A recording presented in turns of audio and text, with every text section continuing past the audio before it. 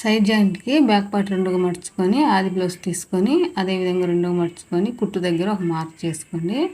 ఇప్పుడు గాజాల పట్టీ కూడా ఈ విధంగానే మార్క్ చేసుకొని ఇప్పుడు ఉక్సుల పట్టీ సేమ్ అదే విధంగా మార్క్ చేసుకోండి. పైన ఒకటి లోపల ఒకటి ఈ విధంగా మార్క్ చేసుకొని ఇప్పుడు సైడ్ జాయింట్లు వేసుకోవడానికి ఈ విధంగా సర్దుకోండి. చూడండి, మనం ఎక్కడైతే మార్కులు వేసామో ఆ మార్కులన్నీ కరెక్ట్గా పెట్టుకొని దాని మీద మనము లైన్ అనేది డ్రా చేసుకోవాలి. ఇప్పుడు హ్యాండ్ లూజ్ అనేది మార్క్ చేసుకుందాం.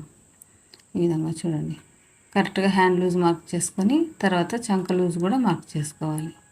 ఈ విధంగా చంక లూజ్ కూడా మార్క్ ఇది మనం ఆల్రెడీ చేసిన మార్క్ దగ్గరికే వచ్చేసింది.